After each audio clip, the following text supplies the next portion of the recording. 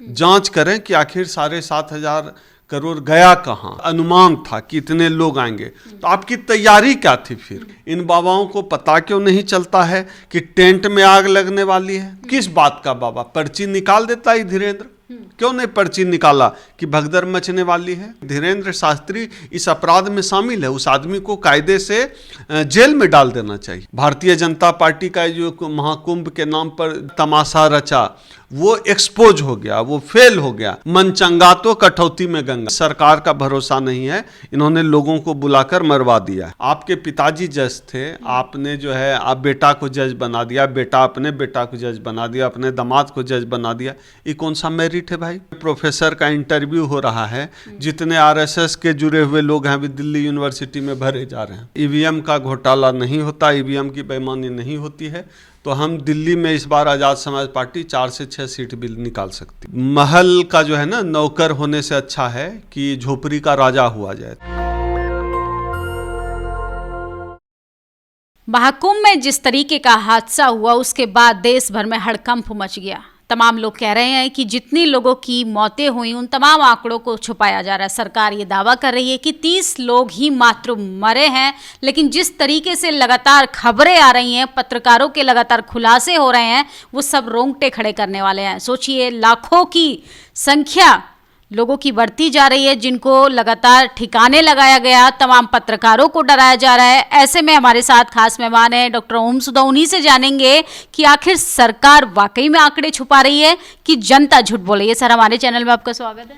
बहुत बहुत धन्यवाद निधि, जय भीम जी। पहला सवाल तो मैं आपसे यही पूछूंगी कि महाकुंभ का जो हादसा हुआ, इस पर आप इस हादसे को कैसे देखते हैं? ये तो सरकार ने 7,500 करोड़ रुपए, या संभव है उससे ज़्यादा ही हो गए, तो मोटा मोटी जो सामने आया है 7,500 करोड़ रुपए कोई छोटी मोटी राशि नहीं होती है। इस सरकार ने इतने पैसे खर्च किए हैं कुंभ पर, और मुझे लगता है कि हर 100-200 मीटर पर जिस तरह से योगी जी और मोदी जी की फोटो लगी थी, ये 7,500 करोड़ में 7,000 करोड़ जो है इन्होंने सिर्फ अपना थोथना दिखाने पे खर्च किया है, और बाकी 500 करोड़ जो है इन्होंने खर्च किया होगा वीआईपी मूवमेंट के लिए। जनता के लिए इनकी जो तैयारी, अब जिस तरह के वीडियो सामने आ रहे हैं, उन वीडियोज को देखकर, और जिस तरह से 2 जगह भगदड़ मची, 2 बार जो है टेंट में आग लगी, तो इस तरह की जो तैयारी है सरकार की, उसको देखकर लगता नहीं कि सरकार ने जेन्युइनली इस कुंभ में 700 करोड़ रुपया भी खर्च किया है। इसके लिए अलग से जो है ये जो बता रहे हैं 7,500 करोड़ का बजट, मुझे लगता है अलग से इसके लिए जांच भी होनी चाहिए, और एक जो है जो पार्लियामेंट्री कमेटी है, जिसमें कि जो है ज्वाइंट कमेटी हो, जिसमें विपक्ष के भी नेता हों, सब मिलके जांच करें कि आखिर 7,500 करोड़ गया कहाँ, आखिर चेहरा चमकाने में कितना खर्च हुआ, उसका कोई लिमिट होगा। नहीं, वहाँ पे व्यवस्था की गई थी जनता के लिए। अब हजारों लाखों की तादाद में जब संख्या बढ़ती गई तो उसमें सरकार थोड़ी जिम्मेदारी है। वो तो भीड़ को देखकर आना चाहिए था, लोग अपने तारीखों के हिसाब से एकजुट होना चाहिए था। वीआईपी जा रहे हैं, वीवीआईपी जा रहे हैं, उसी समय पे जनता को जाने की क्या ज़रूरत थी? जिस समय कुंभ शुरू नहीं हुआ था तो सरकार का तो महिमा मंडन टीवी मीडिया पे चल ही रहा था। इतने करोड़ लोग आएंगे, इतने करोड़ लोग डुबकी लगाएंगे, इतने करोड़ लोग मौनी अमावस्या में आएंगे। तो यह जो सरकार अपना प्रचार प्रसार कर रही थी, तो सरकार तो खुद ही बता रही थी। तो आपको जब पता था कि आपका जब अनुमान था कि इतने लोग आएंगे, तो आपकी तैयारी क्या थी फिर? आपकी तैयारी कुछ नहीं, बस अपना थोथना चेहरा दिखाने की तैयारी थी, मुंह चमकाने की तैयारी थी। आपने जो है पूरे प्रशासन को, पूरी व्यवस्था को अपना चेहरा चमकाने में और जो है पीआर में लगा दिया कि इधर मीडिया मैनेज, उधर चेहरा चमका, इधर तड़क, उधर भड़क, ये तमाम चीज़ें आपने की। और दूसरा, आप देखिए, इसके बावजूद एक बाबा है धीरेन्द्र, वो कह रहा है कि जो है जो कुंभ में नहीं नहाएगा वो जो है देशद्रोही होगा।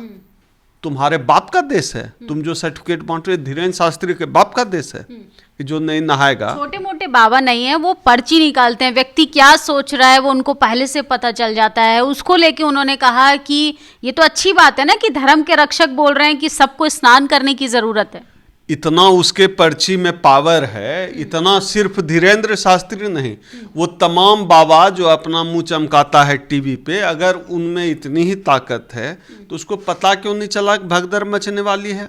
इन बाबाओं को पता क्यों नहीं चलता है कि टेंट में आग लगने वाली है? किस बात का बाबा? पर्ची निकाल देता ही धीरेन्द्र, क्यों नहीं पर्ची निकाला कि भगदड़ मचने वाली है? ये लोग लोगों को ठगते हैं, बरगलाते हैं, और मुझे लगता है कि इसने जिस तरह से लोगों को प्रोवोक किया यह बोलकर कि नहीं नहाएगा, मुझे लगता है कि इससे प्रोवोक होकर और लोग आए। और यह अगर इस एंगल से देखें तो मुझे लगता है कि धीरेन्द्र शास्त्री इस अपराध में शामिल है। उस आदमी को कायदे से जेल में डाल देना चाहिए। वो आदमी अपराधी है, आपराधिक कृत्य है ये। आप कह रहे हैं कि अपराधी हैं, अपराधी मुक्त राज्य के मुख्यमंत्री बकायदा रो रहे थे, नेशनल टेलीविजन पर रो रहे हैं। उन्होंने कहा है कि जो लोग मरे हैं उनको 25-25 लाख रुपए दिए जाएंगे। ये तो अच्छी बात है, तो उनको पछतावा हो रहा है, उनको दुख हो रहा है। आप ये बताइए, वो लोग जो मरे, 25 लाख रुपये से किसी का बेटा मर गया, 25 लाख रुपये से उसका हो जाएगा काम? किसी का पति मर गया, किसी का बाप मर गया, किसी की बहन मर गई, किसी की माँ मर गई, किसी माँ का बच्चा खो गया, मर गया, तो आपका 25 लाख काम भरपाई कर देगा इस दर्द की? ये लोग नहीं समझेंगे। जिनका अपना परिवार होता है, जिनके अपने बच्चे होते हैं, जिनका अपना परिवार होता है, वो इस दर्द को महसूस कर सकता है। ये लोग कहाँ से समझेंगे कि अपने परिजनों को खोने का दर्द क्या होता है, अपनों को खोने का दर्द क्या होता है? वो उस दर्द को पैसे से आंक रहे हैं। और अपनी नाकामयाबी जो है, ये इनकी जो नाकामी है, पूरा जो योगी का जो फेल्योर है, भारतीय जनता पार्टी का जो महाकुंभ के नाम पर जो इन्होंने जो इतना नाटक तमाशा रचा, वो एक्सपोज हो गया, वो फेल हो गया। आप देखिए, अब तमाम तरह के वीडियोज अभी सोशल मीडिया पे आ रहे हैं। वहाँ तो नेट वगैरह बंद रखा है, अब तमाम वीडियोज आ रहे हैं जिस तरह से। अब पता चल रहा है कि सरकार हर जगह फेल है। वो जो कौन सा पीपा पुल बना है, हर जगह जहाँ 10 लोग चढ़ जा रहे हैं, धस जा रहा है। टेंट फायर, आपने जो है फायर सिस्टम कैसा रखा है, टेंट में आग लग जा रहा है। एक जगह एक पुलिस अधिकारी का बयान सुन रहे थे, एक जगह टेंट में आग लगी, कह रहे हैं वो हमारे लिस्ट में है, इन्हें पता नहीं कहाँ से टेंट लग। मतलब कोई भी आके टेंट सिटी बना दे रहा है, सरकार को पता ही नहीं चल रहा है। अच्छा, आप लोगों की आदत हो गई है क्या बीजेपी को लगातार निशाना बनाना है? आप देखेंगे कि दिल्ली में कितनी मेहनत कर रहा है। अगर इतनी ही शिकायतें होती तो तीसरी बार प्रधानमंत्री थोड़ी ना बनते। देश की राजधानी में चुनाव होने वाला है, 5 को चुनाव होगा, इतनी मेहनत कर रहे हैं। वो सब देखिए, जनता, पूरा देश उनका परिवार है। ये सिर्फ चुनाव लड़ सकते हैं, ये सिर्फ चुनाव जीत सकते हैं। और महाकुंभ का भी ये तमाशा इन्होंने सिर्फ चुनाव के लिए किया था कि हिंदू वोटों का ध्रुवीकरण हो जाए कि हमने इतना बड़ा ये कर दिया, वो कर दिया। ये अलग बात है कि इनकी ढोल फट गई, इनकी कमजोरियां सामने आ गई कि ये किसी लायक नहीं। मुझे तो लगता था कि ये योगी जो है बाबा है, कम से कम ये काम तो ढंग से करा लेगा। और बाकी रोजगार के मामले में फेल है, पेपर लीक हो जाते हैं। पूरे उत्तर प्रदेश में दलित उत्पीड़न में उत्तर प्रदेश को नंबर 1 योगी जी ने बना दिया है। बेरोजगारी में जो है टॉप 5 में चल रहा है। तमाम जगह तो योगी जी फेल हैं। मुझे लगा कि आदमी धार्मिक व्यक्ति है, मुझे लगा था कम से कम ये कुंभ तो ठीक से करा लेगा। ये तो कुंभ भी ठीक से नहीं करा सका भाई।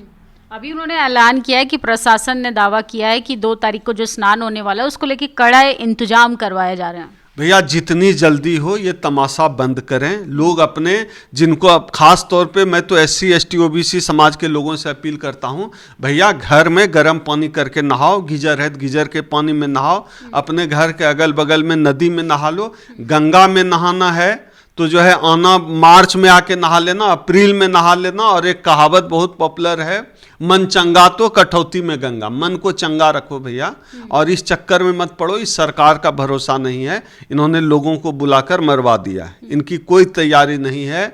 लोगों को मैं अपील करता हूँ, SC ST OBC समाज के लोगों को, आप घर में रहिए, घर में गर्म पानी से नहाइए।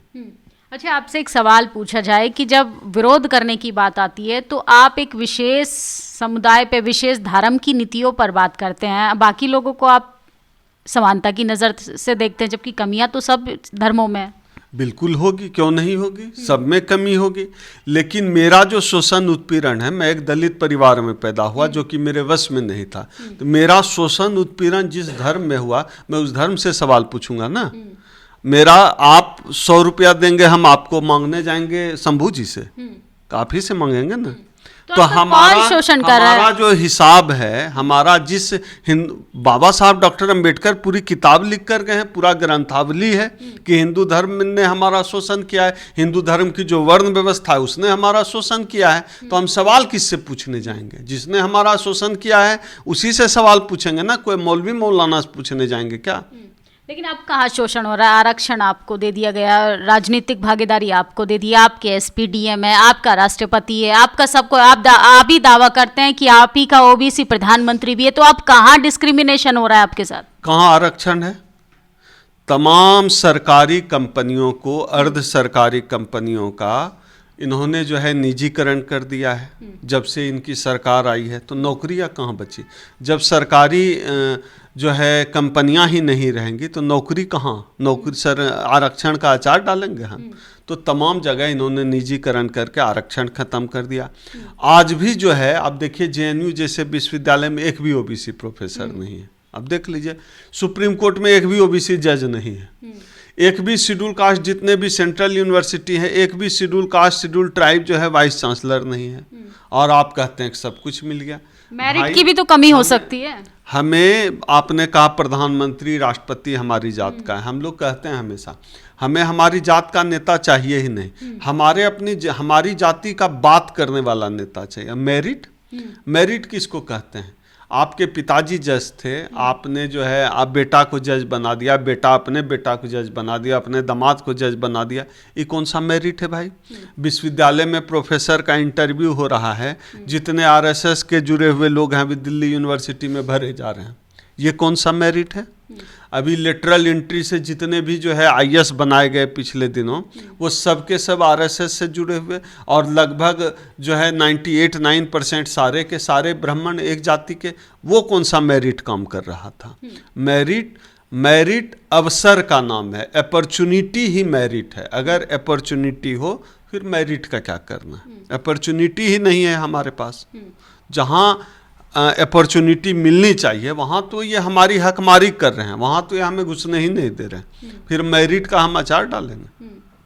आप लगातार, आपकी जो भाषा है उससे तो पता चल रहा है कि आप राजनीति करना चाहते हैं। आप देखेंगे लगातार, अभी तो आप आज़ाद समाज पार्टी से भी जुड़ गए हैं, तो क्या आने वाले समय में आपका राजनीति में जाने का विचार है? नहीं, हम पूर्ण रूप से अब राजनीति में आ गए हैं। अब हम आज़ाद समाज पार्टी से जुड़ गए हैं, और मेरी आस्था, मेरा विश्वास, जो सांसद हैं चंद्रशेखर आज़ाद समाज पार्टी के राष्ट्रीय अध्यक्ष, उनके प्रति मेरी निष्ठा है। और पहली बार हम किसी राजनीतिक दल से जुड़े हैं, और आज़ाद समाज पार्टी के लिए अब मुझे काम करना। आज़ाद समाज पार्टी की विचारधारा को हम मानते हैं, उस विचारधारा पे मेरा यकीन। इसके अलावा भी 3 बड़ी पार्टियां हैं, अभी तो जिस पार्टी की शुरुआत ही नहीं हुई, ऐसी पार्टी से जुड़ना आपके लिए, मुझे नहीं लगता कोई राजनीतिक भविष्य भी आपके लिए साबित होगा। आज़ाद समाज पार्टी ने अभी 2024 में 2 लोकसभा सीटों पर चुनाव लड़ा और 1 पर जीत हासिल की। मुझे लगता है कि स्ट्राइक रेट बहुत अच्छा है, और ये शुरुआत है, तो हमारी भी तो अभी शुरुआत है, तो हम तो बड़ी लड़ाई लड़ेंगे और जीतेंगे भी। दिल्ली का विधानसभा चुनाव है, कैसे देखते हैं? बहुजनों का वर्चस्व बढ़ रहा है, लगातार देखने का जो अंतर देखा जाए तो वो तो घटता हुआ दिखाई दे रहा है। संगठन के तौर पर आवाज़ें मजबूत हो रही हैं, लेकिन राजनीतिक रूप से पिछड़ते जा रहे हैं। देखिए, मेरी पार्टी आज़ाद समाज पार्टी, अभी हम 15 सीटों पर दिल्ली विधानसभा चुनाव लड़ रहे हैं, जहां हम 4 से 6 सीटों पर हम बहुत मजबूत स्थिति में हैं।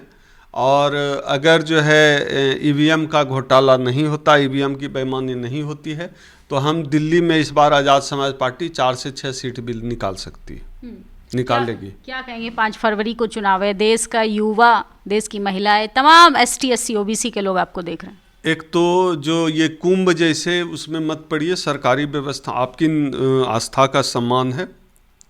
मन चंगा तो कठौती में गंगा, मत आइए नहाने, मार्च के बाद आइएगा, सरकार की व्यवस्था ठीक नहीं है।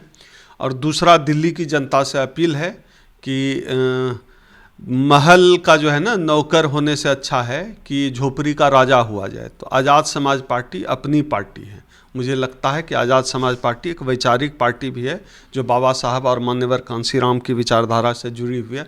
तमाम लोग आज़ाद समाज पार्टी से जुड़े, आज़ाद समाज पार्टी को वोट भी करें। जी, बहुत बहुत शुक्रिया हमसे बातचीत। शुक्रिया निधि, जय भीम। जी, तो ये थे हमारे साथ डॉक्टर ओम सुधा, और इन्होंने एक बात कही, आस्था का मजाक नहीं होना चाहिए, आस्था का सम्मान होना चाहिए। जिस तरीके से बीजेपी लगातार इवेंट मैनेजमेंट के आधार पर जनता को गुमराह करती है, उनके तमाम ज़रूरी मुद्दों से उनको भटकाने का काम करती है, वैसा ही कुछ हो रहा है महाकुंभ के नाम पर। हमारी बातचीत पर आपकी क्या प्रतिक्रिया कमेंट बॉक्स में ज़रूर बताएं। और दिल्ली के विधानसभा चुनाव में आज़ाद समाज पार्टी का क्या रणनीति रहेगी, क्या समीकरण रहेगा, आप भी कमेंट बॉक्स में राय दे सकते हैं। शुक्रिया। नेशनल दस्तक की आपसे गुजारिश है कि अगर इसको बचाना चाहते हैं तो नेशनल दस्तक को सब्सक्राइब करने के लिए रेड कलर के सब्सक्राइब बटन को दबाएं, फिर बेल आइकन की घंटी दबाएं। नेशनल दस्तक को बचाने के लिए बहुत जरूरी है कि हर खबर को शेयर करें, लाइक करें, कमेंट जरूर करें।